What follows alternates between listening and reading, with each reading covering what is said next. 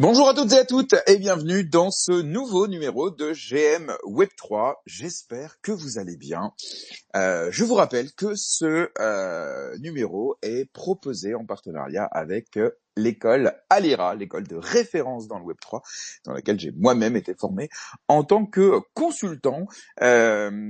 Aujourd'hui, je suis avec Maxime, cofondateur de Cyborg. Salut Maxime, comment vas-tu ? Hello, hello, bah écoutez, ça pourrait aller mieux au vu des marchés, mais, mais on fait aller. Et vous? Écoute, ça va très bien. Aujourd'hui, on fait l'émission que tous les deux, Maxime. Ah ben, on Le va la faire. mais on va mieux que ça, on va très bien la faire. Oui, le stagiaire a eu un petit empêchement ce matin, mais vous inquiétez pas, il y aura quand même l'actu Web3 puisqu'il m'a donné deux trois petites notes. Et moi de mon côté, je me suis amusé à faire une petite chronique sur eh bien justement ce dump de Bitcoin qui a entraîné le dump de tout le reste. Et eh bien, un des auditeurs demande la parole, toujours très agréable. Quarl, c'est ça? Salut? Salut, salut, bonjour, GRM, je ne connais pas ton prénom, donc je vais t'appeler comme ça. Bah en fait, Jérém, Jérémy, Jérém, GRM, Ah, aussi simple. waouh, d'accord, ok. Effectivement, ben, c'est vrai, ben, alors, écoute, il est tôt, il est 10 heures, voilà. Et salut Maxime. Hello, hello. Tu veux faire l'émission avec nous? Ah bah écoutez, moi je bosse vers 14 heures, donc c'est bon, je peux la faire avec vous si vous le souhaitez. En plus Oula, c'est les ça soldes. va. On n'ira Moi, pas jusque-là. alors, on Ok. n'ira pas jusque Alors là. Moi écoute, en plus c'est très les bien. soldes, quand le marché saigne, j'adore. C'est parfait. Eh ben, excellent. Donc, n'hésite pas à lever la main si tu souhaites intervenir, eh bien, quand tu veux dans l'émission. D'ailleurs, c'est bon pour toi, mais c'est bon aussi pour tout le monde dans les auditeurs. GM Web3, c'est un format qui est ouvert et interactif. Nous, on vous prépare des sujets, on vous prépare des invités, des interviews, etc. Mais vous, de votre côté, n'hésitez pas à participer, que ce soit dans les commentaires, en mettant, voilà, soit vos questions, soit un petit coucou, ce que vous voulez. On relaiera évidemment en direct soit effectivement directement en prenant la parole comme vient de le faire Quarl. Alors, au programme aujourd'hui, ça va être très simple. On va commencer d'abord, comme d'habitude évidemment, par revenir un petit peu sur l'actualité du Web3. Ensuite, je recevrai le CEO de Liber, une application qui permet d'acheter et vendre ses cryptos extrêmement facilement. Et on reviendra évidemment sur le parcours du fondateur comme on le fait à chaque fois. Et puis ensuite de quoi, je vous ferai une petite chronique sur justement ce qui se passe en ce moment sur Bitcoin. Je me suis levé à 7 heures ce matin et je me suis amusé à voilà reprendre un petit peu les différents éléments et on essaiera de les analyser ensemble. Je vous rappelle évidemment que notre partenaire Alira vous offre 100 € de remise sur l'ensemble de ses formations, des formations sur le consulting blockchain, le développement blockchain, les tokenomics, l'intelligence artificielle, la finance décentralisée, qui d'ailleurs vient d'obtenir la certification de l'État. Donc ça c'est plutôt cool parce que chez Alira, les formations, à la différence des autres écoles de formation, qui sont bien aussi, hein, c'est pas le sujet, mais pour le coup, les formations chez Alira sont certifiées par l'État. En fait, vous avez un petit papier de l'État qui dit que vous êtes certifié. Et ça, c'est pas une mince affaire pour un organisme de formation blockchain d'obtenir ces certifications. Donc, je vous mets dans les commentaires, et je vais l'épingler évidemment dans le space, le lien qui vous permet de bénéficier de ces 100 €. À noter que tout commence en général par un rendez-vous. Donc, prenez rendez-vous, parlez avec l'équipe d'Alira, et regardez un petit peu quelle formation peut vous intéresser et surtout comment vous la faire financer puisque dans l'immense majorité des cas, ça ne vous coûte rien ou pas grand-chose. Voilà pour le programme de ce matin. Donc moi, ce que je vous propose, c'est qu'on commence avec justement un point sur l'actualité. De quoi on va commencer par parler? Bougez pas. Ouais, on a le service de supervision financière de la Corée du Sud qui a développé un système de surveillance 24 heures sur 24 pour détecter les activités suspectes dans le marché crypto. Donc, je vais vous mettre l'article de Coin Academy qui est plutôt bien fait sur le sujet et qui ouvre la voie à une société de surveillance, un peu à la Orwell, mais évidemment sous le prisme de la lutte anti-blanchiment, financement du terrorisme, tout ça, vous connaissez évidemment, on en parle souvent dans l'émission, mais surtout là, la surveillance se fait on-chain, et dans l'article, eh bien, on se rend compte que le système donc sera opérationnel à partir du 19 juillet, ce qui coïncide avec une loi complète qui a été votée sur la protection des investisseurs en crypto en Corée du Sud. Donc voilà, c'est toujours sous un peu comme ce qui se passe en Europe, hein, c'est par le prisme de on protège les utilisateurs et les citoyens. Eh bien pour ça, on va évidemment tout contrôler. Cette législation, elle exige que les prestataires de services crypto, c'est essentiellement les exchanges, conservent 80% des dépôts en stockage à froid.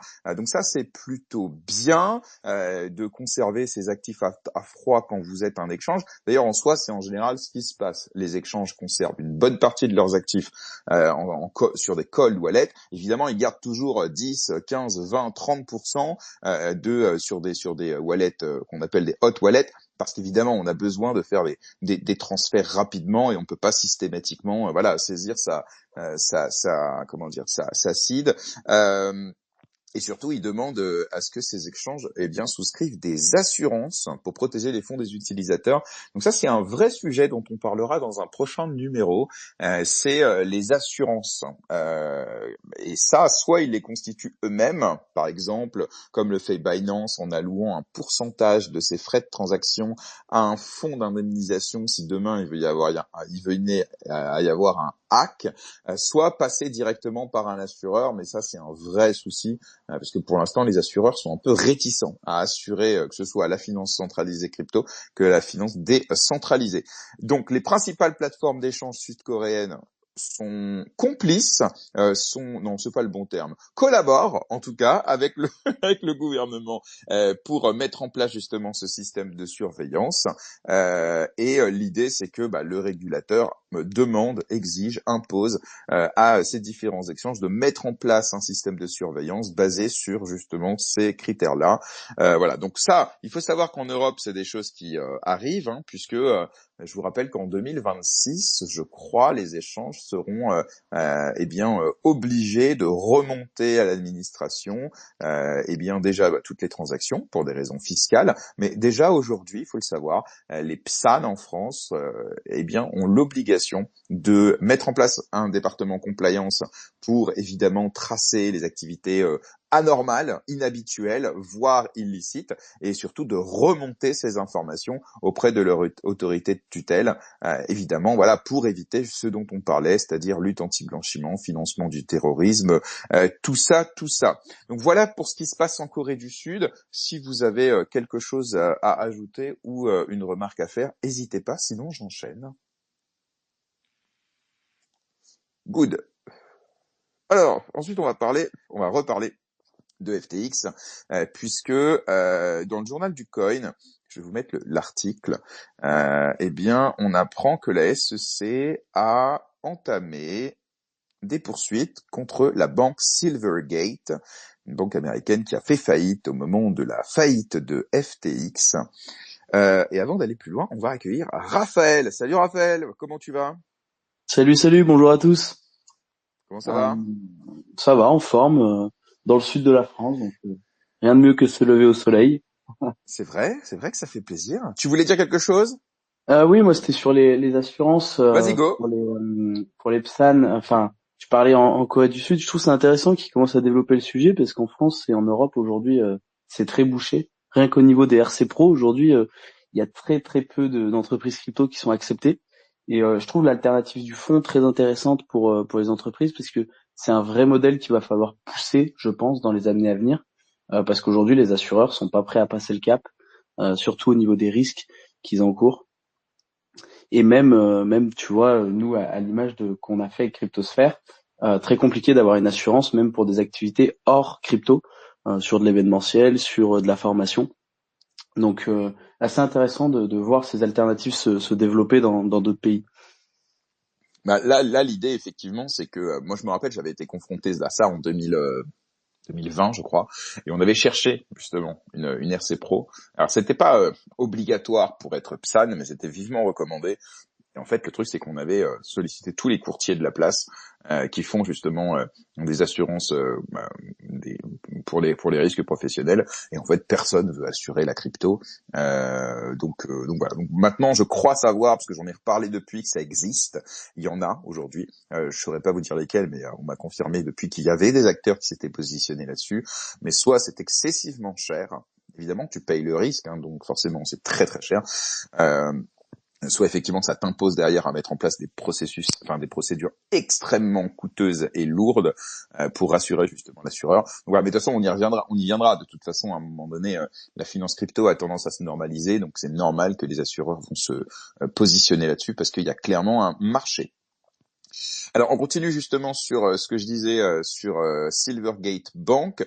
Donc, je répète, hein, elle a toujours eu une position vraiment très crypto friendly. Et en fait, en mars dernier, elle est entrée en liquidation suite notamment au crash de FTX, hein, parce qu'elle est évidemment très exposée. Et la SEC, donc le gendarme de la bourse américaine, hein, enquête sur des possibles malversations au sein de la banque. Et notamment là, il y a 2 jours, le 1er juillet, Gary Gensler a inculpé Silvergate Capital et son ancien PDG. Et en fait, il les accuse d'avoir trompé les investisseurs concernant la prétendue robustesse de leur programme de lutte contre le blanchiment d'argent. En fait, en gros, une banque, elle est obligée de mettre en place un programme de lutte contre le blanchiment d'argent en traçant les transactions. Dès qu'il y a une transaction au-dessus d'un certain montant, elle doit demander à l'utilisateur des justificatifs sur l'origine et la provenance des fonds, etc. Donc ça, c'est des process, en fait, qui permettent de lutter efficacement contre le blanchiment d'argent. Et visiblement, Silvergate n'aurait pas mis en place un programme suffisamment robuste et efficace. Aussi, ils poursuivent l'entreprise et les dirigeants pour avoir trompé l'investisseur vis-à-vis des pertes enregistrées par la banque. En gros, Silvergate ne contrôlait pas suffisamment justement les transactions. Ils auraient omis de contrôler 1000 milliards de dollars de transactions. Et donc ça aurait empêché à la banque de détecter près de 9 milliards de dollars de transferts suspects entre FTX et ces différentes entités, et c'était son rôle en tant que banque, en tant qu'intermédiaire bancaire, que de justement détecter ces transactions anormales. On apprend à la fin du communiqué que finalement, Silvergate et la SEC ont trouvé un accord de 50 millions de dollars d'amende pour ces manquements, et l'ancien PDG et son ancienne directrice des risques ont réglé les accusations en payant respectivement 1 million et 250 000 dollars d'amende. Alors c'est intéressant parce que tu vois, la directrice des risques, c'est un peu ce que nous on appelle une CLO, Chief Legal Officer, c'est un peu la directrice de la compliance, tu vois. Et en fait c'est drôle c'est drôle. Elle est condamnée. Tu vois, alors que c'est une salariée de l'entreprise. Et ça, c'est intéressant que vous le sachiez dans une entreprise régulée comme une banque ou même une entreprise crypto, une institution financière. Le directeur de la compliance, il est indépendant. Tant et si bien que s'il y a des manquements ou des abus dans l'entreprise, cette personne est obligée de dénoncer l'entreprise. Donc en fait, elle doit dénoncer son patron. Et ça, très concrètement, je vous le dis, c'est comme ça que ça fonctionne. Moi, je me rappelle à l'époque, notre directrice de la compliance, elle nous disait, voilà ma recommandation. Si vous le faites, tant mieux. Si vous le faites pas, je vous préviens, hein, moi, je suis obligé de me désengager et de vous dénoncer. Alors que tu vois, c'était notre salarié, on l'a payé, etc. Donc il y a une vraie segmentation, une ségrégation entre les obligations de la directrice de la compliance et la directrice de l'entreprise, ce qui en soi est plutôt bien. Hein, ça évite effectivement à la directrice de la compliance ou au directeur de la compliance de tout accepter au motif qu'il y a un lien de subordination. Vas-y Maxime. Ouais, non, là où je voulais revenir et là où c'est intéressant, c'est pour savoir. Donc, on est bien d'accord que la SEC, elle a été fouillée là-dedans parce qu'il y a eu faillite. Hein, il me semble que c'est bien ça. Maintenant, ce qui est intéressant de noter, c'est que c'est pas la première banque et c'est pas parce que c'est une banque qui était proche de la crypto qu'elle a eu des soucis avec tout ce qui concerne l'AML. Hein. Plein de banques ont eu des soucis auparavant. et ont pris des grosses amendes pour ce genre de sujet. Et aussi, c'est intéressant de noter que c'est pas la seule banque qui a eu des difficultés l'année dernière. Hein. On peut penser aussi à la SVB. Il me semble que d'ailleurs l'État était intervenu sur celle-ci, mais à vérifier. Et d'ailleurs, ça avait eu des impacts assez importants sur notre écosystème, ces autres faillites-là, notamment sur l'USDC, parce qu'une partie des réserves étaient détenues dans ces banques-là, et donc l'USDC avait des pegs à ce moment-là. Mais du coup, c'est intéressant de montrer que Silvergate, c'était une des banques qui a eu des soucis l'année dernière, passant par ensuite l'ASVB allant jusqu'au Crédit Suisse qui s'est fait racheter par UBS.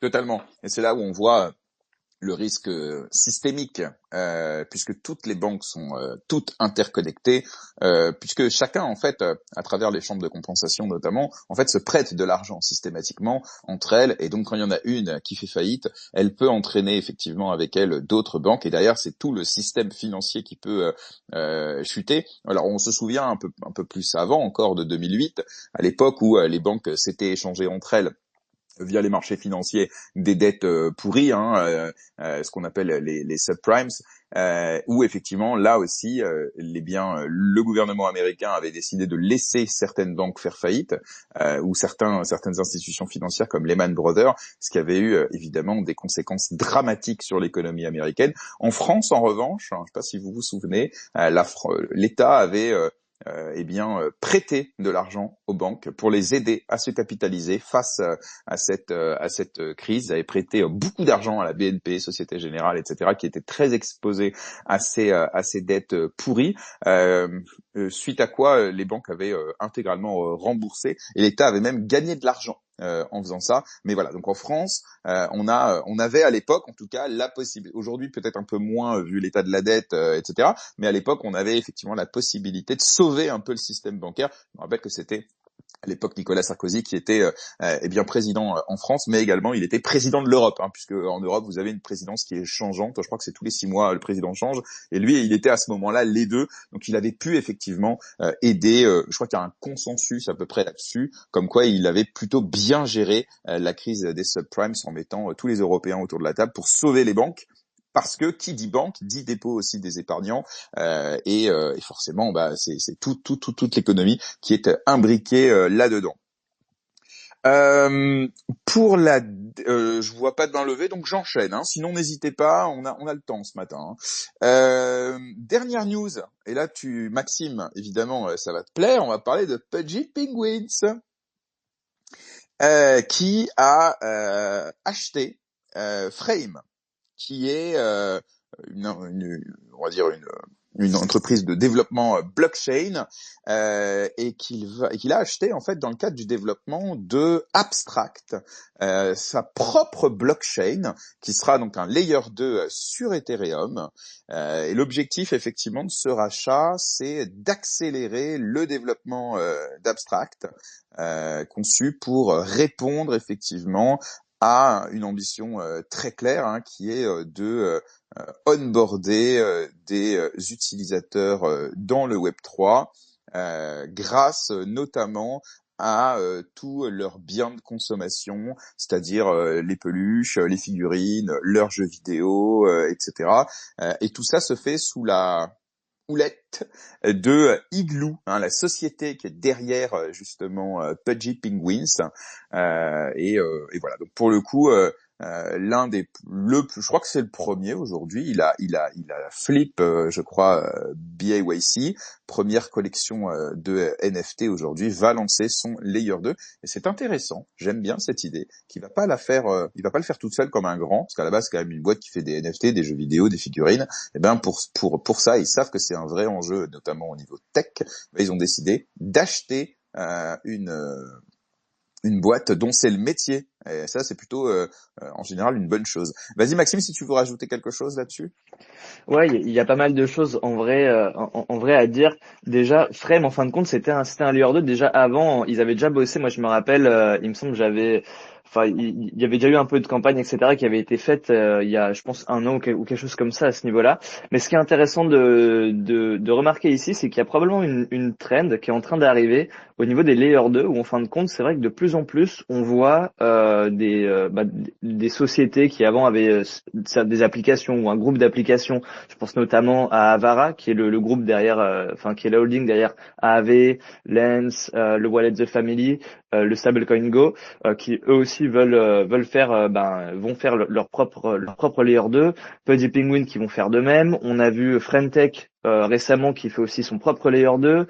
Donc de plus en plus, on voit cette trend arriver. Donc je sais pas trop quoi en penser. Et si de plus en plus de projets et de groupes vont créer leur propre layer 2, c'est vrai que c'est un avantage d'avoir, ben, de faire un peu un écosystème à la Apple où on est chez nous et donc on fait un peu ce qu'on veut. Je suis assez dubitatif au niveau de la distribution parce que certains vont avoir plus de difficultés, hein. Typiquement aujourd'hui c'est très simple. Je prends un exemple avec Base. Tu vois, la plupart des gens sont par exemple sur Coinbase ou sur Binance. Très simple d'arriver d'envoyer des fonds sur Base. Si chacun commence à faire son propre layer 2, il y a quand même une barrière à l'entrée qui est plus importante. Ceci étant dit, Pudgy Penguin à ce niveau-là, là où c'est intéressant, c'est qu'ils mettent l'accent sur 3 points qui sont les suivants, communauté, culture et distribution. Et il faut dire que eux, en fin de compte, ils arrivent déjà à onboarder beaucoup d'utilisateurs de par leur peluche. Il faut savoir qu'aujourd'hui, quand ils vendent leur peluche, il y a un QR code en fin de compte qui est associé et les gens peuvent directement scanner le QR code pour avoir en fait leur peluche et ça crée un wallet en back-end. Donc en réalité, ils onboardent déjà pas mal de gens dans Web3 et donc faire un layer 2 fait sens pour eux parce qu'ils ont une très bonne distribution. Il y a plus d'1 million d'unités de peluche qui a été vendues à Walmart, hein, donc c'est énorme. Donc ça fait assez sens. Et aussi, si tu me le permets, GRM, je peux dire 2 mots sur les Pudgy Penguins et revenir juste sur un petit point. C'est pas la première collection NFT. Il y a les CryptoPunks qui sont encore devant. Mais en effet, on a flip récemment les Bored Ape. Et du coup, peut-être pour finir sur les Pudgy Penguins, ceux qui ne connaissent pas trop les Pudgy Penguins, c'est une collection. Donc c'est en réalité il y a 3 collections derrière les Pudgy Penguins. Il y a les Pudgy Penguins officiels que tout le monde connaît, les gros qui ont flip les Bored Ape. Il y a les Lil Pudgy qui sont une version entre guillemets plus petite et moins chère, qui globalement il y a moins, on a moins de perks en ayant un Lil Pudgy. Et il y a aussi des rods, c'est des cannes à pêche où en fin de compte c'est, si on veut, c'est notre collection NFT qui fait partie du même groupe. Et l'intérêt, c'est que chaque collection NFT a un intérêt particulier, notamment ces cannes à pêche serviront de multiplier, de levier en fin de compte dans cet écosystème. Alors on ne sait pas trop encore à quoi, etc. Est-ce que c'est par rapport à un token? Est-ce que c'est par rapport à certaines actions, certains perks? Mais on verra ça et c'est en tout cas assez excitant. Non mais merci, bien évidemment, je te permets Maxime, puisque tu es évidemment bien plus connaisseur que moi de leur écosystème, et je te remercie pour mettre un petit peu de contexte. Je viens d'aller voir sur OpenSea, effectivement on a un floor price à je crois 10-11 sur la collection originelle, et sur la collection Lil Penguin, on est à 0,9 ETH de floor price, donc plus de 10 fois moins. Toi, le tien que tu as en PFP par exemple, c'est un Lil Pudgy, hein, c'est ça? Ouais, exactement. J'aimerais bien avoir un vrai, mais c'est un peu cher pour le moment. Bientôt, soon. Ok. Non, mais c'est très bien. Alors, par contre, il y a un sujet hyper intéressant que tu as évoqué, et j'aimerais bien avoir votre avis à tous, évidemment. C'est sur cette tendance aujourd'hui à lancer son propre layer 2. Je pense mais j'aimerais vraiment être challengé là-dessus parce que j'ai pas étudié la question. Mais j'ai un peu le sentiment que c'est un peu l'effet Cosmos. L'effet Upchain en fait. J'ai un peu le sentiment qu'aujourd'hui on a, enfin tous les projets ont envie d'avoir leur propre blockchain pour justement décider dans leur écosystème des règles, que ce soit du consensus, que ce soit de l'utilité du token quand il y en a un, que ce soit de la gouvernance, que ce soit des fees, que ce soit de la rapidité entre les blocs. Et donc effectivement, pour apporter cette scalabilité, soit on prend le SDK de Cosmos et on fait une AppChain, soit on fait un layer 2 sur Ethereum, soit on fait demain un sovereign chain sur Multiversix. Et toutes les blockchains aujourd'hui, sauf Solana, qui pour l'instant est vraiment orientée sur L1, eh bien la plupart des blockchains eh bien sont sur ce créneau-là. Et pour une application, un protocole, un projet Web3, peu importe, eh bien ça a trois avantages que je viens de mentionner. Et le premier étant tout simplement la possibilité donnée à d'autres de venir build sur leur écosystème. Et ça, en soi, c'est intéressant puisque potentiellement, si ils se mettent en layer 2 de Ethereum, Pudgy Penguin, évidemment que c'est pour bénéficier de la sécurité et de la décentralisation d'Ethereum en tant que settle chain. En revanche, à côté, c'est bénéficier d'une scalabilité bien plus importante. Donc ça, en soi, c'est pas déconnant. Mais ils auraient pu passer par n'importe quel L2 pour faire ça. Le fait de le faire eux-mêmes, c'est parce que derrière, j'imagine, ils ont envie d'onboarder, de faire venir de nouveaux développeurs de projets qui vont venir bénéficier de leur infrastructure, de leur notoriété, de leur communauté potentiellement pour, je sais pas moi, créer de nouveaux jeux, créer, je sais pas, de nouvelles collections et derrière faire en marque blanche le système de phygital objet, hein, c'est-à-dire un objet qui est digital mais qu'on peut aussi retrouver dans la vraie vie à travers des figurines, des peluches et tout. Enfin, il y a tout un business model qui se crée là-dessus. Je trouve ça plutôt sain et donc c'est plutôt une bonne chose. Raphaël, qu'est-ce que t'en penses? Ouais, moi je suis assez d'accord avec Maxime sur le fait que il citait l'écosystème d'Apple, mais ça prend tout son sens quand on voit que les blockchains, on sent un peu une soif de contrôle de la part des projets, comme tu le disais, rien que pour la scalabilité du projet en lui-même. Et moi, là où je suis curieux, c'est qu'on voit que la plupart s'orientent en fait via Ethereum, surtout pour le VM. Le VM, c'est une norme. On n'est pas là pour dire si elle est forcément bien ou mauvaise, mais en tout cas, c'est la norme et on voit qu'ils vont tous suivre, je pense, ce chemin pour avoir ce contrôle, rien que sur le consensus, au final, sur leurs utilisateurs. Et je pense qu'il y a vraiment une envie, malgré la décentralisation, d'avoir un peu plus le contrôle sur ces users, que ça soit de l'onboarding jusqu'à la fin, on va dire, du process client, si on pouvait dire du processus de vente, parce que c'est clairement ça, quoi. Et puis, avant de te laisser la parole, Maxime, il y a aussi un intérêt économique certain, c'est que sur chaque transaction qui vont être faites sur leur blockchain ou sur une app-chain ou n'importe quoi, bah, ils récupèrent des fees. Et pour eux, bah, c'est juste hyper intéressant en termes de business model d'avoir un revenu récurrent de ce type-là. Alors pour l'instant, sauf erreur de ma part, il n'y a pas de token, mais évidemment, enfin je crois, hein, ça me semble évident, qu'ils vont avoir besoin de toute façon d'un token, un gas fee token, un gouvernance token, on verra, pour faire marcher justement ce layer 2. Je sais pas si t'en sais un peu plus, Maxime. Voilà, j'ai pas, j'aimerais bien savoir un peu plus. J'ai aucune certitude, mais c'est vrai qu'il semble évident qu'à un moment donné il y ait un token et beaucoup de gens spéculent d'ailleurs sur ça. Hein. Et je pense que d'ailleurs c'est une carte supplémentaire qui sera utilisée en bull run. Hein. Quand on voit ce qui s'est fait sur les Bored Ape, sur le cycle précédent, on peut imaginer le type d'action que notamment les petits penguins pourraient faire. En ce qui concerne les différents layers 2. Pour le coup, il y a aussi potentiellement un aspect légal. Pour le coup, alors je suis pas legal officer, hein, donc c'est à vérifier et à prendre avec des pincettes ce que je dis là. Mais ma lecture de certaines choses, notamment si on prend DYDX, qui aujourd'hui, en fin de compte, quand on détient et quand on entre guillemets quand on stake leurs jetons, on peut récupérer une partie des revenus en fin de compte du protocole. En réalité, avoir sa propre chain permet de faire ça sans être qualifié de security. Pourquoi? Parce qu'en fin de compte, on vient sécuriser le réseau, donc tout comme Ethereum, en fin de compte, quand je vais instacker des Ethereum, hop, je récupère un rendement et donc ça permet de faire ce genre de choses. Ou alors, il faut faire des choses un peu plus, disons, tricky, comme on peut voir avec AAV, où AAV a fait un safety module. Donc l'idée, c'est que les gens jouent l'assurance avec leur token et donc ils disent, bon ben voilà, si AAV se fait hacker, on peut prendre jusqu'à 30% de votre deposit, mais en échange, vous récupérez du yield qui est en réalité une partie du revenu du protocole. Mais avoir sa propre chaîne, pour moi, a son intérêt à ce niveau-là, quoi.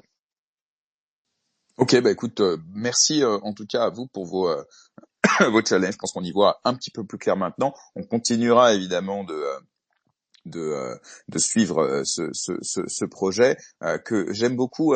J'en ai pas hein, moi des Pudgy Penguins, donc je vous parle vraiment d'un point de vue très extérieur et très marketing. Déjà, moi j'aime beaucoup le fondateur. Je trouve que son personal branding est très très très bien travaillé et surtout le storytelling en fait autour de ce projet, parce qu'il faut pas oublier au départ, pour celles et ceux qui ne le savent pas, car je crois, hein, dis-moi si je me trompe Maxime, qu'à la base le projet était mort et qu'en fait il a été repris par un gros holder évidemment, hein, de la communauté qui est aujourd'hui le CEO. Tu saurais nous rappeler son nom? Je l'ai pas en tête.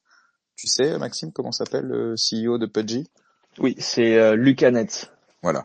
Et donc pour le coup, c'est très d'accord. Pardon, c'est Luc Bellemare, excuse-moi. Attends, non, Lucanet ou Luc Bellemare? Attends, j'ai un doute.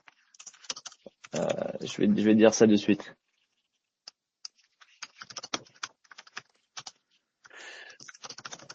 Allez, vas-y, continue, pardon, je vais Non, mais regarder. en tout cas voilà. Donc j'aime Lucanet, cette ouais. ouais, et j'aime cette idée en fait que bah, c'est un mec de la commu qui a sauvé en fait le projet et qui en a fait ce qu'il est aujourd'hui, c'est-à-dire beaucoup plus que ce qu'il était au départ.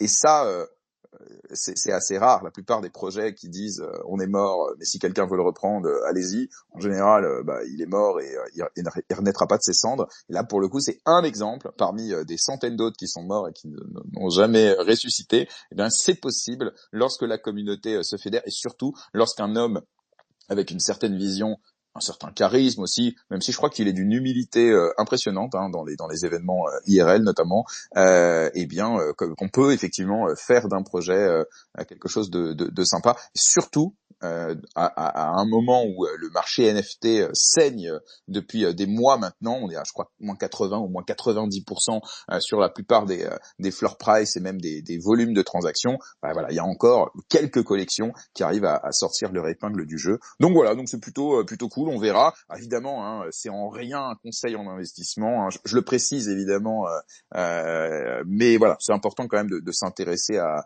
ce projet et à ce qu'il est en train de build. Bien, alors on va normalement je dis normalement parce que je le vois pas encore dans l'auditoire. On devrait normalement recevoir Jules Puente Castan, qui est le CEO de Liber. Donc pour le coup, j'espère qu'il va arriver bientôt parce que sinon, eh bien, je devrais, alors je vais pas juste meubler, mais tant pis, c'est pas grave, je devrais commencer ma petite chronique que j'avais prévu de faire après. Mais c'est ça aussi les aléas du direct. Bon, je le vois pas dans l'assemblée, je lui ai envoyé un petit message en privé. Donc dès qu'il vient, eh bien on lui donnera la parole. Et puis en attendant, je vais vous donner quelques éléments qui vont vous permettre, eh bien de comprendre qu'est-ce qui se passe en ce moment sur le marché, pourquoi tout est en train de se casser la figure. Et évidemment, j'aurai beaucoup de plaisir à discuter avec vous de ces éléments pour les challenger, les compléter ou les corriger. Alors, déjà, il faut savoir que en ce moment, il se passe pas mal de choses. Des choses dont on a déjà parlé régulièrement dans l'actu Web 3, mais qu'on va essayer de lister un petit peu. D'abord, on a la plateforme MTGOX. Donc, je vous rappelle, hein, plateforme qui a coulé, qui a fait faillite à la suite d'un hack, je crois, en 2014, qui a commencé ce matin. Voilà, j'ai posté sur ma page Twitter ce matin, qui a commencé le remboursement des bitcoins à leurs clients. Donc, je vais vous mettre le communiqué dans les commentaires. Et l'idée, c'est qu'ils viennent de commencer, alors qu'on voit que le marché, lui, saigne déjà depuis... alors là, cette nuit, ça a été particulièrement fort, mais en vrai, le marché saigne déjà depuis quelques jours, voire quelques semaines. Et l'idée, c'est que, eh bien, le marché, on peut dire que ce soit les investisseurs institutionnels ou les particuliers même, anticipe, craint effectivement que ces clients, ces créanciers de la plateforme ne vendent massivement les bitcoins qu'ils vont récupérer. Et donc forcément, quand le marché soit a une incertitude, soit anticipe une pression vendeuse importante, le marché a tendance à lui-même vendre effectivement pour ne pas se retrouver bloqué. Donc ça crée évidemment une pression vendeuse importante sur Bitcoin. Alors on en avait parlé lors des précédents numéros, que cette crainte en fait elle doit être sous-pesée par le fait que en réalité déjà les personnes ne récupèrent que 15% des bitcoins qu'ils avaient sur la plateforme. Donc même si entre-temps Bitcoin a vu sa valeur multipliée par évidemment beaucoup.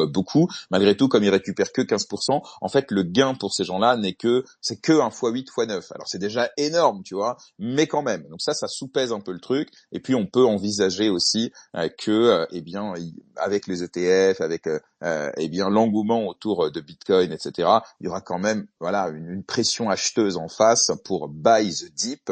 On y reviendra tout à l'heure. Deuxième élément, donc évidemment, je répète, hein, n'hésitez pas à lever la main si vous, en cours de chronique, il n'y a pas de souci. Deuxième élément, c'est les ETF Bitcoin. En fait, l'attrait justement des institutionnels et l'autorisation des ETF Bitcoin, rendent le prix du Bitcoin beaucoup plus dépendant du marché institutionnel. Et ça, c'est important parce que j'ai vu une stat, 5% de tous les bitcoins aujourd'hui sont dans les ETF. Ce qui est absolument énorme. Et donc forcément, les institutionnels, les gestionnaires de fonds qui détiennent justement ces ETF, enfin, qui gèrent ces ETF, ont une logique de marché qui est pas forcément la même que celle des masses. Et donc par conséquent, ils réagissent comme des agents économiques extrêmement rationnels. Et donc forcément, quand le marché a une certaine incertitude, la pression vendeuse est importante. Donc ça, c'est une nouveauté. Et on le voit d'ailleurs depuis début juillet qu'il y a eu des retraits très importants sur les ETF. Forcément, ça a créé une pression vendeuse importante. Donc ça change un peu la donne sur la centralisation de la décision et la rationalisation. C'est-à-dire, un fonds comme VanEck ou BlackRock, ils gèrent pas leurs investissements de la même manière qu'un particulier ou qu'une grosse whale ou même que les mineurs de Bitcoin qui ont leur propre stratégie et leur propre politique d'investissement. Un fonds d'investissement, c'est un peu différent. Donc ça va évidemment soit amplifier la pression acheteuse, soit amplifier la pression vendeuse, mais ça peut expliquer cela évidemment. Troisième élément important, c'est le halving. Donc je vous rappelle, le 20 avril dernier, la réduction de moitié des récompenses des mineurs a ramené le nombre de bitcoins offerts en récompense aux mineurs qui valident les blocs de 6,25 à 3,125 bitcoins par bloc. Et en fait, à ce moment-là, beaucoup de mineurs s'attendaient à une hausse du prix, une hausse importante du prix pour compenser justement cette division de moitié des récompenses. Le problème, c'est que vraisemblablement, cette hausse de prix n'a pas vraiment eu lieu. Certes, on est remonté à l'ATH, on l'a même, je crois, dépassé, mais les mineurs s'attendaient à une augmentation encore plus importante. Malheureusement, ça ne s'est pas produit. Par conséquent, de nombreux mineurs sont obligés de vendre leur Bitcoin pour rester rentables parce que le prix n'a pas suffisamment augmenté pour compenser la perte de moitié. Et ça également, évidemment, ça crée une pression vendeuse importante et constante sur le Bitcoin. Vas-y Maxime. Ouais, pour le coup, en ce qui concerne le minage, je regarde ça d'un peu plus près parce que moi-même j'ai quelques machines de minage de Bitcoin et c'est vrai que c'est assez intéressant. Mais pour le coup, c'est sans grande surprise dans le sens où historiquement, après le halving, il y a toujours cette phase compliquée où il y a beaucoup de mineurs qui viennent qui capitulent parce que justement ils ne sont plus assez rentables.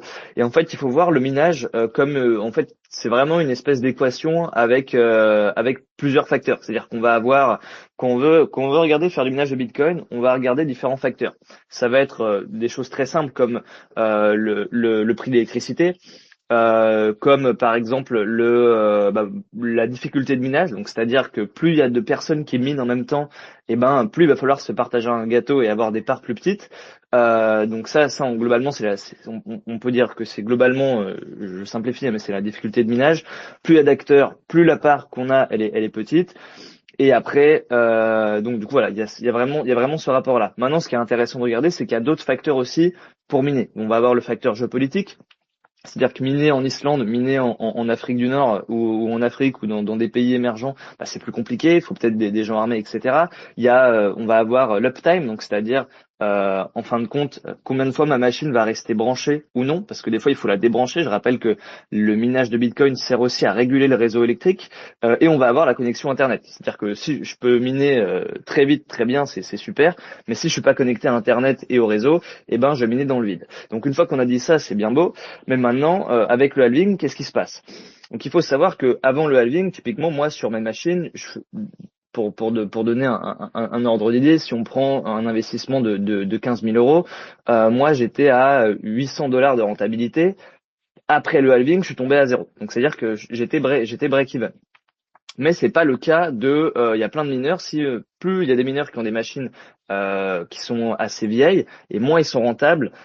Et donc ces gens-là vont être forcés de capituler, ce qui fait qu'après le halving, historiquement, il y a toujours des mineurs de Bitcoin qui débranchent. On rappelle que le prix du Bitcoin n'augmente pas directement après le halving. En tout cas, historiquement, c'est toujours 4-5 mois après que ce dernier augmente. Et donc dans cette phase-là, eh ben, il faut imaginer que les récompenses du minage, c'est la taille du gâteau.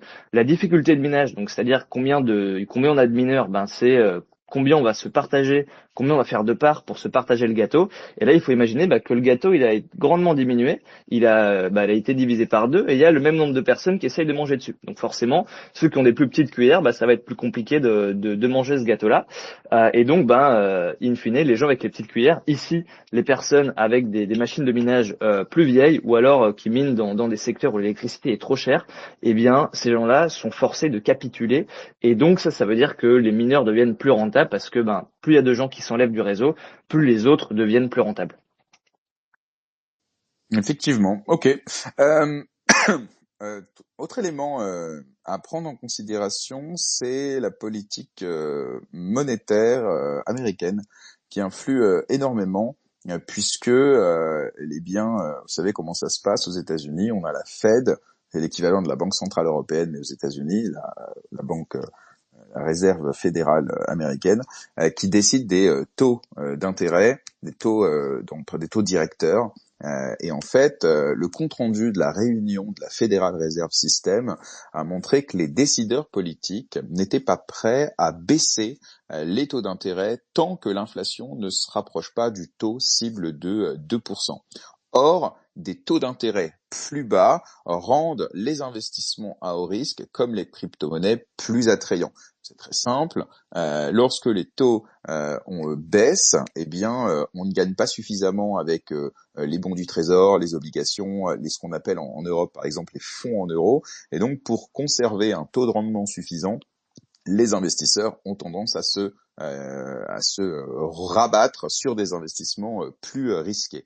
À l'inverse, lorsque les taux effectivement augmentent, eh bien les institutionnels ont tendance à moins aller sur des marchés risqués puisqu'ils peuvent avoir des rendements suffisants pour leurs clients, eh bien sans avoir à prendre autant de risques. Et là, pour l'instant, tant que l'inflation ne se stabilise pas autour du taux cible de 2%, qui est le taux cible qu'on a eu aussi pendant très longtemps en Europe, la fameuse barrière des 2%, eh bien, comme les taux ne baissent pas, forcément, les institutionnels n'ont pas tendance encore aujourd'hui à se rabattre suffisamment sur les crypto-monnaies. Et ça, c'est aussi important en termes de politique monétaire, d'émission monétaire, puisque plus effectivement on a de la liquidité, plus on a de la masse monétaire qui est créée, plus ça fait du liquide, des liquidités, du cash que les acteurs économiques vont avoir tendance à épargner. On l'a vu notamment au moment du Covid, qui est vraiment la période la plus faste en matière d'émission monétaire, avec cette politique du quantitative easing, où quand vous créez effectivement des milliers de milliards de dollars qui s'injectent en fait dans l'économie, vous avez une partie qui va chez les particuliers à travers des aides, ce qu'on appelle la politique de l'hélicoptère monnaie. Et là, les acteurs économiques vont épargner une partie parce qu'ils peuvent pas tout dépenser, les gars, évidemment. Mais on a aussi, des prêts qui sont accordés aux banques, que ce soit des banques commerciales ou des banques centrales. Et ceux-là, évidemment, vont investir ces liquidités sur les marchés financiers pour le faire travailler. Et donc ça aussi, évidemment, c'est évidemment cet argent se répartit entre l'immobilier, les matières premières et évidemment donc les actions, mais aussi les crypto-monnaies. Donc là, voilà, tant qu'il n'y a pas d'adoucissement de la politique monétaire et des taux directeurs aux États-Unis, Forcément, il y aura pas suffisamment de liquidités qui se rabattront sur ces marchés risqués comme les crypto-monnaies. Dernier élément qui peut expliquer effectivement le dump récent de Bitcoin, c'est le gouvernement allemand qui possède une quantité importante de Bitcoin. Sauf erreur de ma part, on est à, en tout cas récemment, c'est 2700 Bitcoins qui ont été transférés vers des bourses depuis le portefeuille du gouvernement allemand. Alors comment le gouvernement allemand se retrouve avec des bitcoins? Bon bah voilà, il y a plusieurs, soit c'est des saisies suite à des procédures judiciaires, soit c'est des enchères et voilà. Donc c'est le cas d'ailleurs de la plupart des États qui aujourd'hui détiennent des bitcoins parce que bah voilà. Lorsque tu as de la criminalité financière et que tu vas récupérer les fonds des délinquants, bah, tu récupères des bitcoins. Mais à un moment donné, l'État va vendre évidemment ces bitcoins parce que bon, ils vont rien faire avec du bitcoin pour l'instant. Et donc ça aussi, le marché anticipe cette vente. Je crois que selon Arkham, le gouvernement a récemment transféré 400 bitcoins sur les bourses Bitstamp et Coinbase et Kraken. Mais voilà, au total, c'est 2700 bitcoins. Et ça, en fait, c'est ce qu'on appelle une pression vendeuse latente. C'est-à-dire qu'on sait bien qu'à un moment donné, ça va se vendre, ça. Et donc, le marché anticipe cette pression vendeuse en vendant les bitcoins, en espérant ensuite rentrer, évidemment, à plus bas prix. Mais voilà, donc tous ces éléments-là, pour résumer, le remboursement de MTGOX, les ETF Bitcoin, le halving, les taux d'intérêt américains et la vente du gouvernement allemand, eh bien, concourent à un marché baissier. Maxime ? Peut-être pour rajouter deux éléments en ce qui concerne les mouvements liés à MTGOX et au gouvernement allemand. C'est vrai que donc si on prend, il me semble, un MTGOX, je crois qu'il y a autour entre Bitcoin, parce qu'il y a du Bitcoin, Bitcoin Cash, il me semble que c'est autour des 9 milliards qui seront distribués. Et pour le gouvernement allemand, il me semble qu'on est environ à 175 millions de dollars là qui ont été bougés récemment. Donc c'est intéressant, ça peut paraître des gros chiffres, c'est intéressant de comparer ça au volume sur 24 heures, notamment sur Bitcoin, qui lui est globalement de 51 milliards. Donc en fait, on se rend bien compte qu'en effet, c'est plus du FUD, donc c'est-à-dire c'est plus l'interprétation qu'ont les gens. En effet, ça a un impact sur le prix. Ça peut faire une bougie rouge, peut-être que c'est cette bougie rouge, je ne sais pas. Mais en tout cas, ce qui est intéressant, c'est que ça reste quand même assez limité par rapport à ce que représente aujourd'hui en termes de liquidité le Bitcoin, quoi. Ouais, non, mais clairement, il y a de la spéculation de toute façon, et on le dit depuis le début, mais tu as raison de le repréciser. En fait, le plus important, c'est pas la réalité, c'est l'idée qu'on se fait de la réalité. C'est le sentiment des acteurs économiques, et ça, c'est pas propre aux crypto-monnaies. On sait très bien que c'est ce qu'on appelle le FOMO et le FUD à l'inverse, toi. C'est-à-dire que lorsque tu crois que ça va monter, même si ça n'a pas encore monté, bah, tu vas anticiper et tu vas acheter. Et si au contraire tu crois que ça va baisser, eh bien tu vas vendre. Donc en soi, voilà, ce sont des biais cognitifs qui sont bien connus, même dans la finance traditionnelle. Mais c'est vrai que dans le milieu des crypto-monnaies, évidemment, tout ça est beaucoup plus fort. Pourquoi? Parce qu'il y a moins de liquidité, notamment que sur le marché action. Il y a moins d'acteurs aussi importants, donc c'est plus centralisé. Et donc voilà. Mais effectivement, tu as raison. Alors là, l'idée aujourd'hui, c'est qu'on a quand même, et ça c'est la partie un peu positive de ma chronique, c'est qu'on a quand même un autre côté de l'histoire. On a quand même des éléments qui nous font dire que il y a quand même des choses sympas qui se passent. D'abord, les grands investisseurs ne vendent pas de Bitcoin. Malgré la baisse du Bitcoin, les grandes entreprises ne vendent pas leurs actifs. On peut prendre l'exemple évidemment de MicroStrategy qui continue d'en accumuler, mais aussi Marathon Digital Holdings, le plus grand mineur aujourd'hui, n'a pas cédé ses actifs, bien qu'il ait besoin de libérer du capital. Et on voit bien effectivement que la capitulation des mineurs pourrait être le signe d'un renversement de tendance imminent. Et le Bitcoin commence généralement à augmenter environ 4 mois après le halving. Tu vois, donc pour le coup, le halving c'était en avril, mai, juin, juillet, août.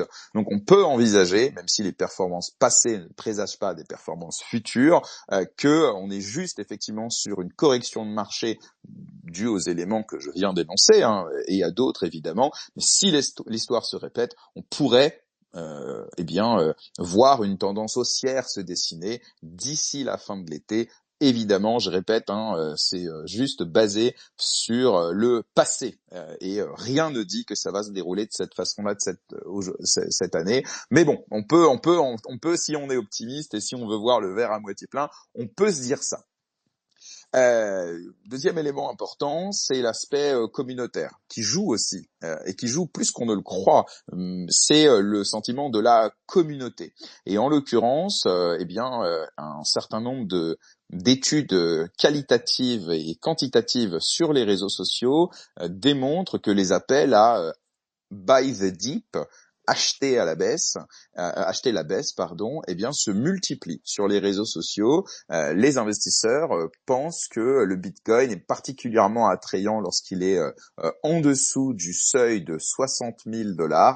Et donc là aussi, c'est assez intéressant de voir ça. Ça veut dire que finalement, les investisseurs. Alors nous, évidemment, on parle de bain de sang. Certains regardent leur wallet avec stupéfaction, mais ceux qui sont là depuis 2, 3, 4, 5 ans se rendent compte effectivement que ce type de correction est assez fréquent dans notre écosystème et que c'est souvent, pas toujours évidemment, davantage des opportunités d'achat que des réelles tendances de marché baissières. Donc ça aussi, il faut le constater. Maxime ? Ouais, ce que je rajouterais par rapport à ça, et ce qui est assez intéressant ou marrant, et il y a un mème qui montre ça très bien. Hein. Je sais pas si vous voyez ce mème où il y a deux files d'attente. D'un côté, il y a le Bitcoin à, je sais pas, 70 000 $, et de l'autre à 30 ou 40, peu importe. Et on voit qu'en fin de compte, tout le monde est du côté des 70 000 $. Et ça montre bien que, en effet, il y a une pour certaines personnes, pour peut-être les plus anciens ou ceux qui ont un peu plus de connaissances fondamentales sur le marché, bah eux en effet peut-être rachètent, mais il y a quand même une j'ai l'impression une majorité qui n'est pas silencieuse et qui eux vont quand même pas mal dans le sens de la tendance. Donc c'est-à-dire en effet buy the dip jusqu'à un certain point où on voit que un des meilleurs indicateurs c'est probablement le nombre de vues sur les vidéos YouTube. On voit que quand ça baisse, il y a beaucoup moins de vues. Pareil, un indicateur qui est le Crypto Fear and Greed Index, c'est un indicateur basé en fin de compte sur justement cet aspect un peu social, et on voit que quand même beaucoup de gens ont tendance à un certain moment, quand ça baisse, au début c'est buy the dip et ensuite c'est oula, il faut fuir le marché. Donc ça, il y a pas mal de, je vois pas mal de ça en tout cas sur Twitter, et c'est assez intéressant. Mais en effet, il y a une bonne partie qui est silencieuse, une bonne partie de la communauté qui est silencieuse et qui probablement a fait des meilleures, une meilleure analyse de la situation. Alors, autre élément important pour sous-peser ce dont je parlais tout à l'heure sur les taux directeurs, même si beaucoup d'acteurs sont convaincus que justement le FRS n'abaissera pas ses taux, en tout cas lors de la prochaine réunion fin juillet, certains quand même anticipent que ces taux pourraient effectivement baisser plus tard cette année. Donc là aussi, c'est pas parce que en fin juillet ils n'abaisseront pas les taux du fait de cette inflation qui demeure supérieure à 2%. Voilà, on n'est pas à l'abri que ça se retourne d'ici la fin de l'année. Donc là aussi, il faudra rester vigilant là-dessus. Enfin et dernier élément, c'est évidemment les élections américaines, où la communauté crypto américaine se développe très rapidement et où on a vu, et on en a parlé évidemment plusieurs fois dans l'émission, où les candidats à l'élection présidentielle n'ignorent pas, loin de là, ce sujet. On a vu Donald Trump notamment se présenter comme le président crypto. Biden, on a eu l'information sur laquelle il allait assister à une table ronde une table ronde avec des acteurs justement de l'écosystème crypto. Donc voilà. Donc tout ça effectivement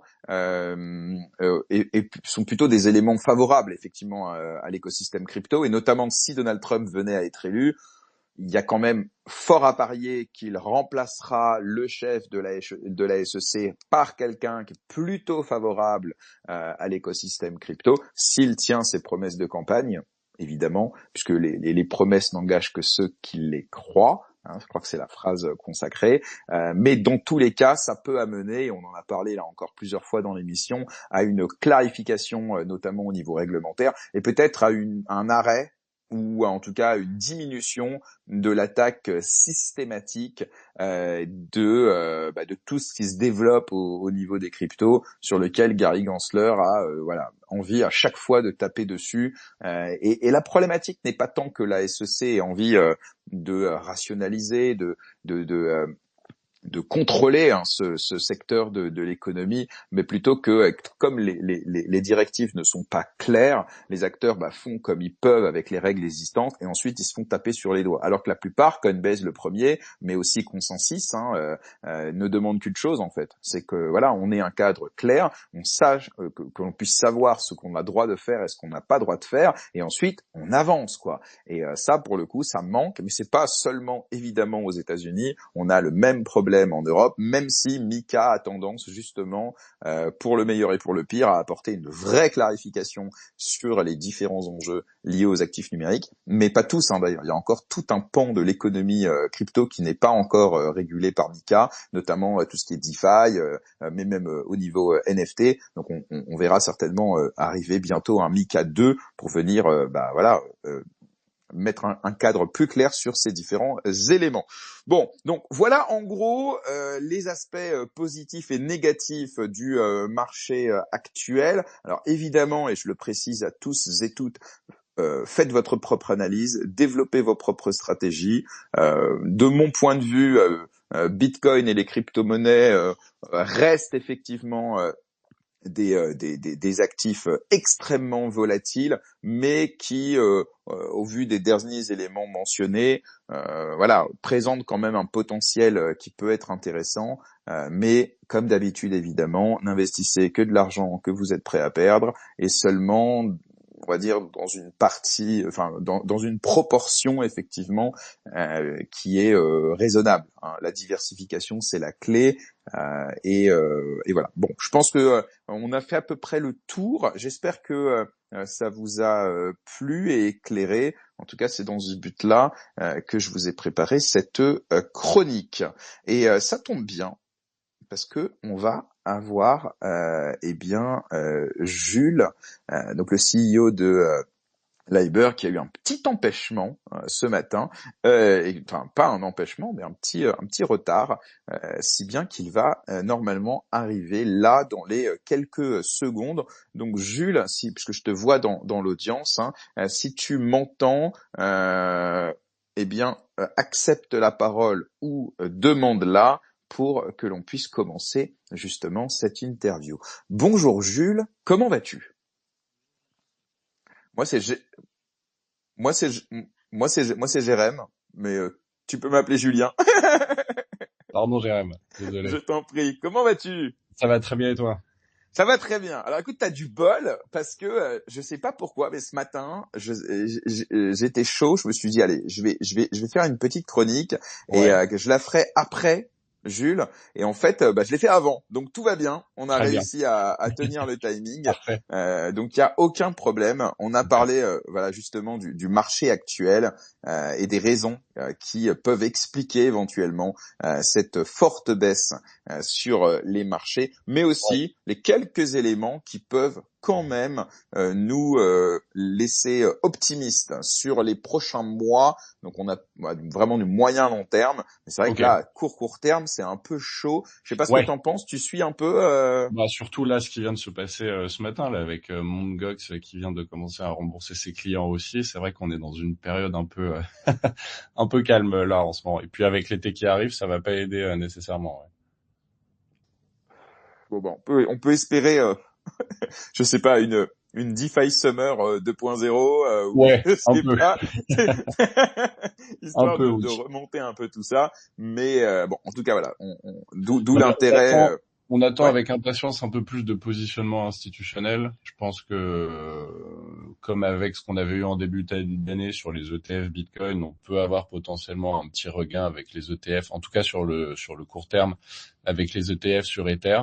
À voir comment ça va intéresser le public institutionnel sur les prochains mois. Ça va être assez intéressant. Ben effectivement, et on en parle souvent dans l'émission. Et évidemment, on restera très attentif à ça sur l'autorisation du Oui. prochain ETF ETH qui on verra. Est-ce que ça va être de nouvelles liquidités ou est-ce que, et ça j'ai lu une analyse là-dessus que j'ai trouvé assez intéressante, qui est peut-être pas juste des nouvelles liquidités, mais peut-être un trade-off des institutionnels Oui. à se dire bon, nous on a décidé qu'on allait allouer 1% aux crypto, ok. On a aujourd'hui 1% dans Bitcoin puisque c'est le seul Ouais. ETF qui est autorisé. Ouais. Mais si demain on a l'ETF ETH, peut-être qu'il va y avoir un arbitrage en disant on va vendre, je sais pas, 20, 30, 40% des bitcoins pour investir dans ETH. Ouais. Et donc ça peut être, alors pour ceux qui sont exposés à Bitcoin, pas de bol, mais ceux qui sont exposés à ETH et à tout l'écosystème environnant, il peut y avoir effectivement cet arbitrage-là. Voilà, Ouais. j'ai lu cette analyse que j'ai trouvée assez intéressante, que je vous partage. Ouais, je suis d'accord. Et puis peut-être que ça ouvrira un peu plus la possibilité à d'autres acteurs aussi de rentrer sur ce marché-là avec cet ETF aussi. Donc c'est sûr qu'il y a de la liquidité sur lequel on va garder un œil évidemment, mais c'est après sur le long terme ce que ça représente réellement, si tu veux, d'un point de vue institutionnel, qui sera intéressant à regarder. Ouais. Et voilà, après ça reste côté investissement. Hein. On regarde la BNP cette année a fait c'est le premier institutionnel français à avoir fait de l'achat 40 000 $. Voilà, écoutez, c'est un petit pas, C'est un POC. mais voilà, c'est un POC, mais voilà, ça en dit long potentiellement sur l'avenir. Ok, très bien. Écoute, merci en tout cas, Jules. Alors, moi, ce que je te propose, c'est qu'on commence à s'intéresser un petit peu à toi. Déjà, merci d'être là ce matin avec nous. Alors, d'abord, est-ce que tu peux, te présenter un petit peu, mais surtout nous parler un petit peu de ton parcours. Je sais pas, Ouais. où tu es né, quelles études tu as fait, quelles expériences tu as eues avant même de t'intéresser et ou de travailler dans l'écosystème crypto Web3. Ouais, bien sûr. Moi, je suis né à Paris, mais j'ai grandi et été éduqué au Luxembourg, donc j'ai la double nationalité pour être franc. Et puis je suis parti. C'est pas bon ça en ce moment, hein. Du coup, moi j'en ai une qui me sert un peu plus que l'autre en ce moment. Mais je te charrie. Bien sûr, je rigole. Et puis ensuite, je suis parti donc faire mes études. J'ai quitté le Luxembourg pour le Canada pour aller faire mes études à McGill, donc des études business, économie, finance, parcours assez classique là-dessus. Donc après avoir obtenu ma licence, j'ai bossé un petit peu chez PwC. Je faisais du conseil financier sur des produits d'assurance au Luxembourg, parce que c'est très, très prisé les assureurs au Luxembourg. PwC, ils font des audits, hein, je crois. Ou alors ils ont en Big Four, ils ont quatre gros, ils ont des gros services qui sont majoritairement de l'audit et du conseil. C'est les deux plus gros services dont ils disposent. Pareil chez tous les Big Four, hein, que ça soit Deloitte ou KPMG ou EY, audit et conseil sont vraiment les deux plus gros cabinets. Donc c'est des très bonnes écoles si tu veux. Sont des très bonnes écoles pour te former. Tu fais des sales horaires, mais voilà, ça te forme bien à ce qui va arriver par la suite. Et puis à la fin de mes études, j'ai bossé à la Bourse du Luxembourg, sur le côté obligataire verte, donc rien à voir avec les cryptos, mais voilà, marché financier obligataire vert. Après je me suis rendu compte que c'était quand même beaucoup du greenwashing, mais très intéressant sur le fond. Donc voilà, un background très très axé finance, et puis finalement. Tu peux nous donner quelques exemples, alors sans nommer si tu veux les entreprises, mais qu'est-ce qui t'a fait prendre conscience que c'était du greenwashing En fait, si tu veux, l'histoire des green bonds, donc les obligations vertes, sont un peu comme des quotas d'entreprise, si tu veux, où en quelque sorte tu dois avoir dans tes multinationales, par exemple, c'est connu, hein, c'est public, donc j'ai aucun problème à le donner, des entreprises comme Total, tous les grands groupes mondiaux, ils ont des obligations en termes de quotas d'émissions, et pour rattraper certains quotas, ils émettent des obligations vertes pour des projets durables.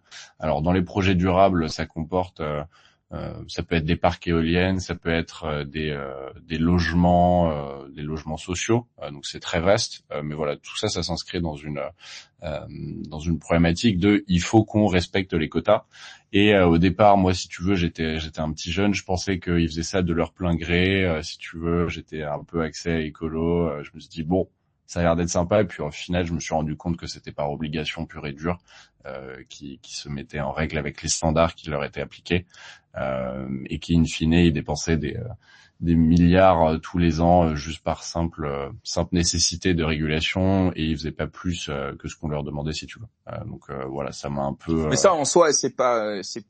Enfin, maintenant, avec le recul, j'imagine que ça doit te sembler évident, mais en soi, on sait très bien que l'éthique d'une entreprise, au départ, ça Je suis reste d'accord. Mais la si tu veux, rentabilité. Ouais. moi j'ai 20-21 ans à ce moment-là, et je sais pas trop, si tu veux, je commence gentiment à mettre un pied dans le monde de l'entreprise.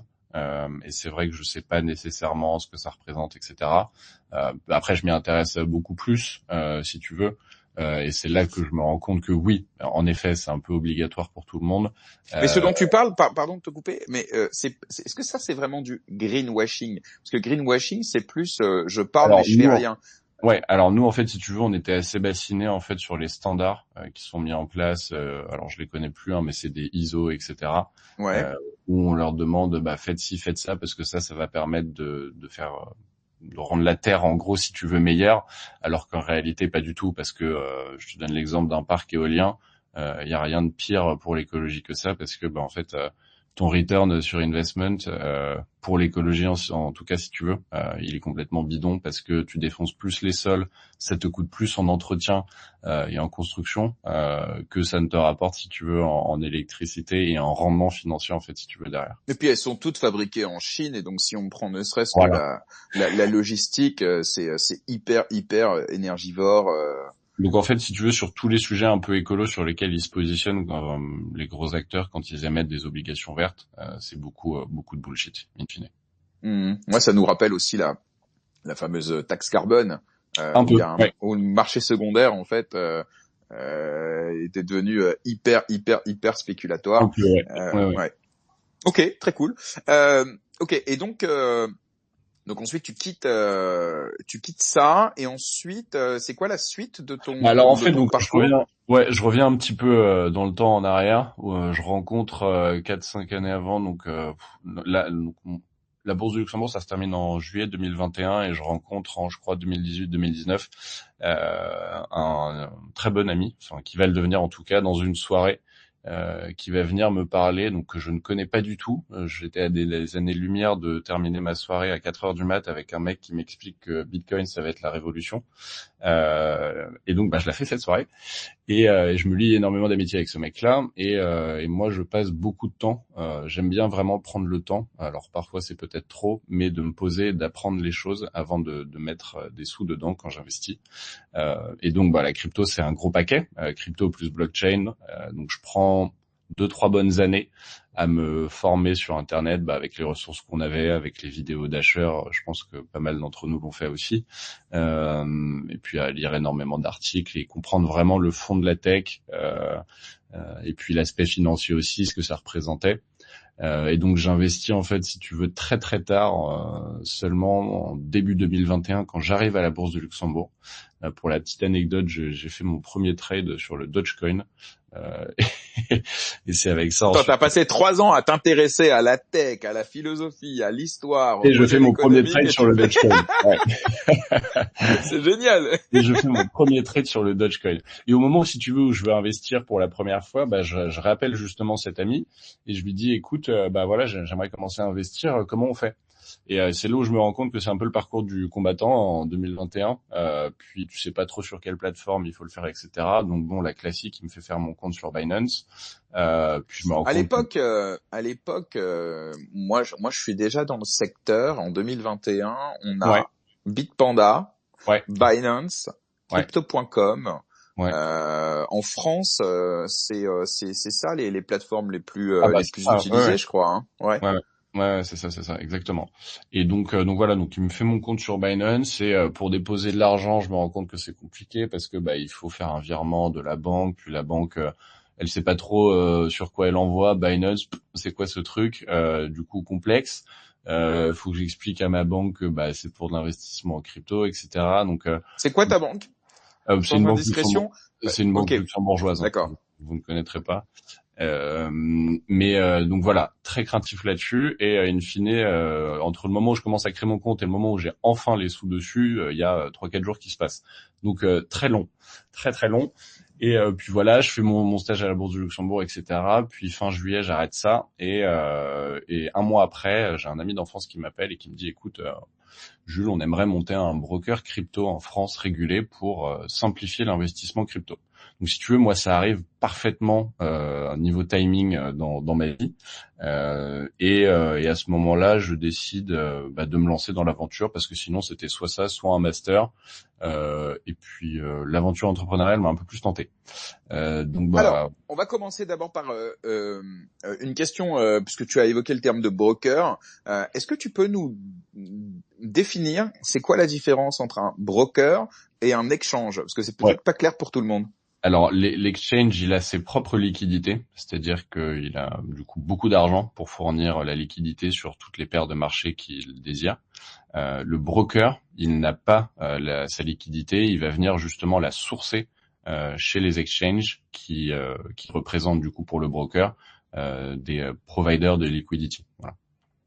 Alors dans le flux, c'est important de comprendre. Dis-moi si je me trompe, mais vous en tant que broker, vous ne pouvez vendre que des cryptos qui vous appartiennent à vous.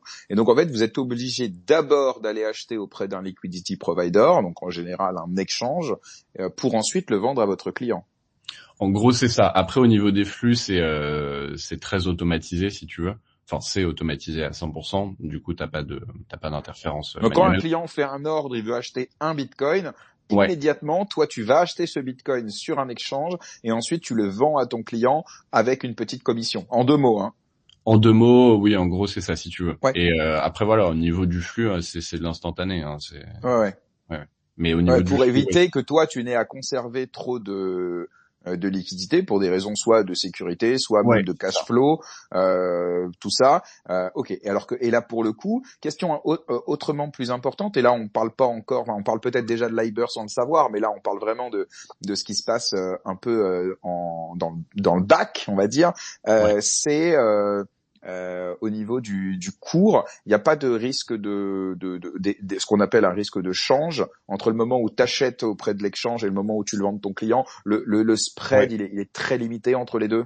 Le spread est très limité, mais en fait, si tu veux, on bloque la quote au moment donné où la personne décide de placer l'ordre. C'est-à-dire que pendant, dépendant des plateformes, tu as entre 30 secondes et 1 minute pour valider ton placement.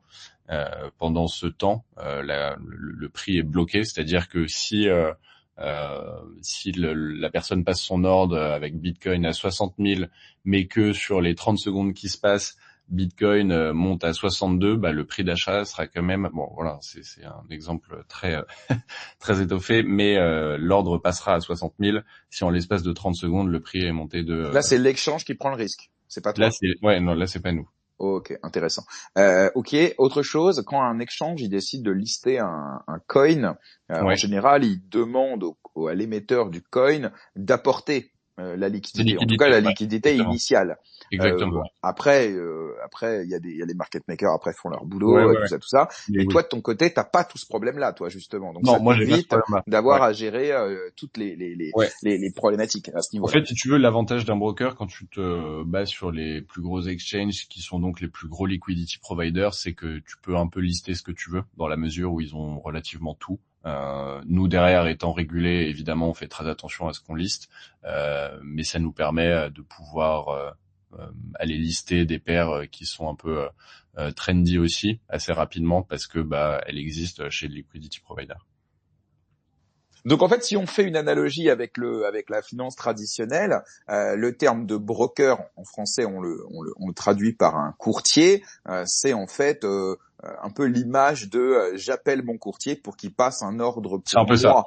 Voilà. Ouais. Et vous, c'est pareil, à part qu'on n'a pas besoin de passer un coup de fil comme on Voilà, voit des c'est fois ça. dans certains films où les courtiers sont au téléphone avec 2-3 téléphones en même C'est ça, temps ouais. et tout ça. Ça, c'est pareil, sauf que aujourd'hui, sur Liber et sur la plupart des brokers, ça se fait immédiatement avec un bouton, quoi. Exactement. Ok. Donc ça, c'est hyper intéressant parce que je suis pas sûr que ce soit clair pour tout le monde, parce que vous masquez tout ça en vérité, mais Ah c'est bah ce oui. qui se passe derrière, et c'est très bien. Ok. Exactement. C'est l'infra derrière, c'est le back office qui tourne, mais vous ne voyez que le devant de tout ça. Ok. Alors, on va revenir encore un petit peu en arrière et on va parler justement. Donc toi, tu as été essentiellement salarié au début, évidemment, le temps de ton expérience, des Ouais. stages, des boulots, tout ça. Bon, ok. Qu'est-ce qui t'a poussé justement à l'entrepreneuriat?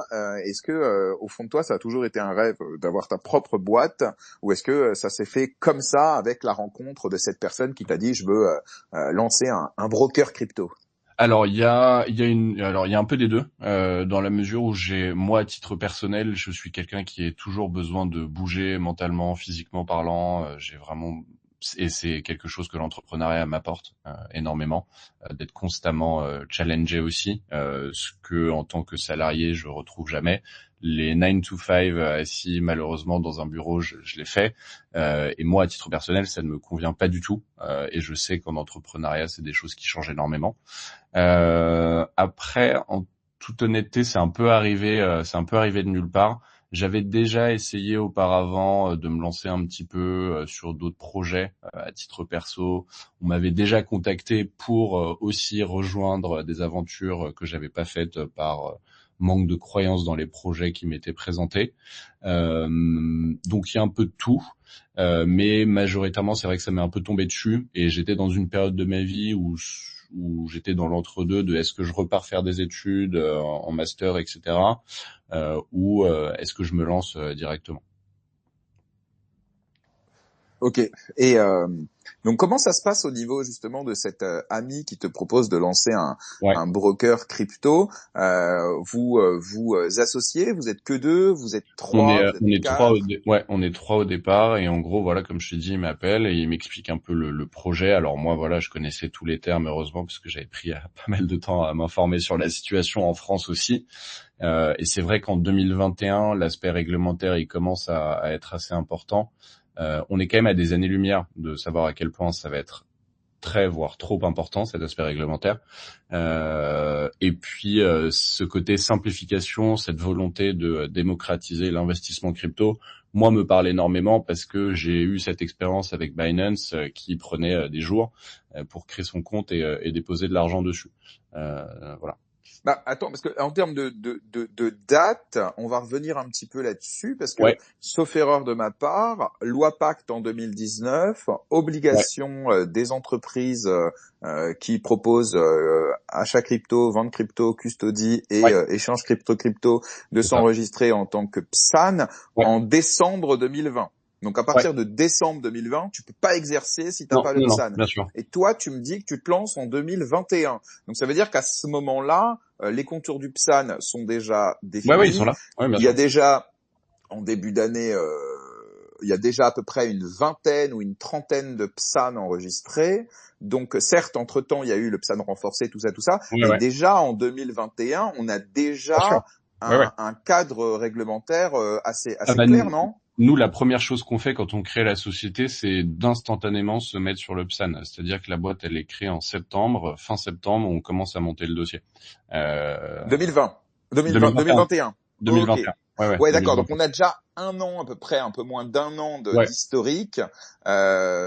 Ok, très bien. C'est bien, mais c'est bien d'avoir les ouais, ouais. dates. Et alors tiens, parlons de ça parce que on reçoit très souvent des entreprises qui sont PSAN, qui veulent l'être, ou des avocats qui Ouais. accompagnent.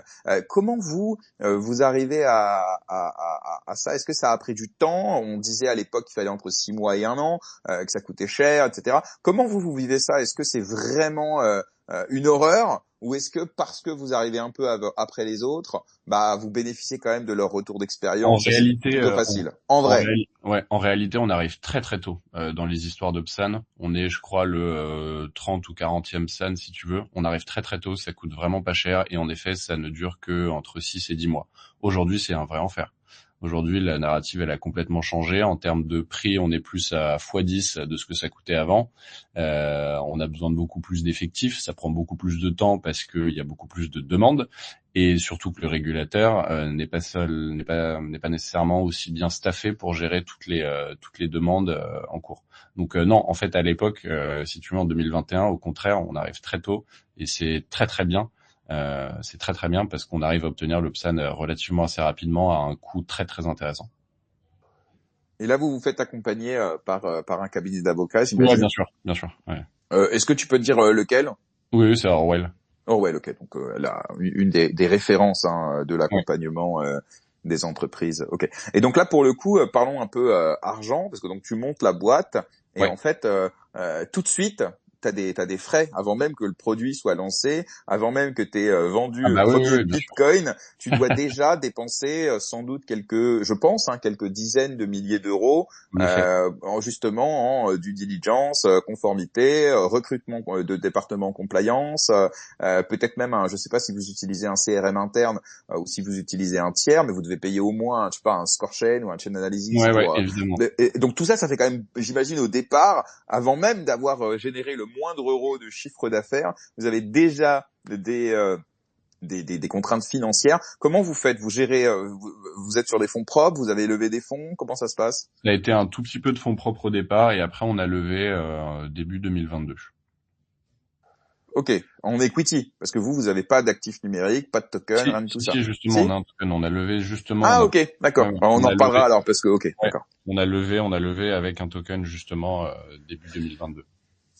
Comment vous avez levé? C'était une ICO, c'était Ouais, un ICO launchpad, classique, ouais, ICO, ouais, ok. ICO classique avec 2-3 launchpads et voilà auprès de fonds d'investissement crypto. Voilà. Ok. Alors ça aussi ça m'intéresse. On va s'attarder un peu là-dessus parce que en plus en 2022 c'est quand même on est en bear, hein. Très très Alors, compliqué. Non. début 2022, on n'est pas encore en bear, on est encore dans la fin du bull run, il y a encore beaucoup d'argent dans les fonds, etc. Mais Terra Luna arrive fin mars, début avril, je crois. Et c'est à partir de là que ça commence un peu à se péter la gueule. Mais vous Et, avez déjà levé à ce et moment-là. nous, on a levé, on termine de lever vraiment 3 semaines avant que Terra Et vous Luna. levez combien à peu On a près? levé un peu moins de 2 millions. Ok, donc c'était pas non plus une somme qui Non, était mais c'est ce qu'il fallait énorme, pour mais faire c'était tourner. suffisant. Ouais, bien Ouais, sûr. exactement. Et à ce moment-là, comment vous pitchez votre projet? Je m'explique. Des brokers, il y en a déjà quelques-uns. Ouais, À l'époque, on a les plus connus. Hein, on a CoinHouse qui lève 40 millions auprès de Odo. ouais. On a des acteurs, on a Descoin, on en a quelques-uns. Comment Ouais. vous arrivez à vous démarquer et pourquoi est-ce que les gens acceptent d'investir chez vous? Ouais. Alors en fait, si tu veux, à ce moment-là, nous, on est une nouvelle boîte. On est une nouvelle boîte qui commence à investir, si tu veux, sur Enfin ouais, on est une toute nouvelle boîte. T'as pas d'historique en fait sur cette société, et on se veut très jeune. On se veut une approche qui est très différente en fait, si tu veux, parce que nous, on est focus retail. Notre approche très différente là-dessus. C'est ça qu'on voit en fait majoritairement, c'est l'intuitivité et la simplicité de notre application mobile. Le côté réglementation qui est très important aussi, peu importe le nombre de brokers qui existent, parce que être régulé, c'est quelque chose de très important et ça va d'autant plus prendre encore son importance une fois que Terra Luna, enfin une fois que toute l'année 2022 va passer, parce qu'on va avoir quand même un sacré paquet de boîtes qui vont tomber et les régulateurs vont comprendre qu'il faut encadrer ce marché-là. Donc les deux aspects principaux sur lesquels on table vont être l'expérience utilisateur qu'on propose et la réglementation à ce moment-là. Donc là, en fait, vous positionnez un peu en Binance killer, en mode Binance c'est trop compliqué pour les newbies, et nous, par contre, pour ceux qui rentrent dans la crypto, nous, ça va être plus simple. Est-ce qu'on peut Ouais. simplifier Alors, comme ça? peut-être pas Binance Killer plus le Robinhood français. Ok, je vois. Ouais. Je vois. Et d'ailleurs, ça fera partie des. Tiens, je vais te la poser maintenant. C'est pas très grave.